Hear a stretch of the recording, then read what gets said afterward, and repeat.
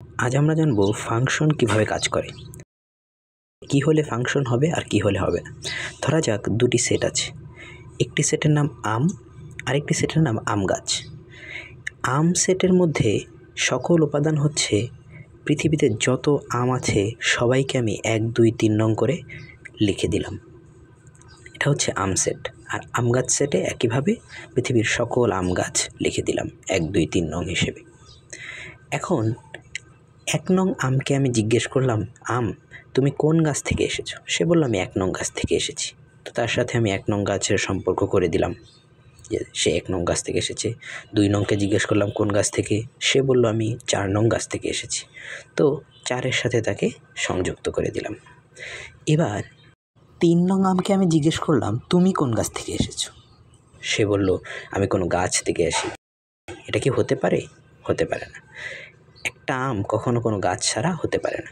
So 3 নং আম কখনো আম সেটের উপাদান হতে পারে না।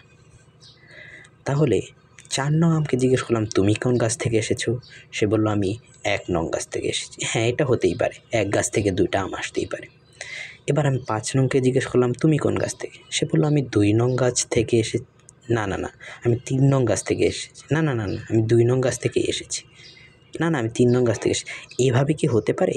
একটা আম কি কখনো 2 গাছ থেকে আসতে পারে? তাহলে সে কনফিউজড, তাহলে সেও আম সেটের উপাদান হতে পারে না। তো আমরা কি জানলাম? যে ডোমেন সেটের উপাদান কখনো খালি থাকতে পারবে না। ডোমেন সেটের কোনো উপাদান যদি খালি থাকে তাহলে সেটা ফাংশন হবে না। সুতরাং ডোমেনে কেউ খালি থাকতে পারবে না।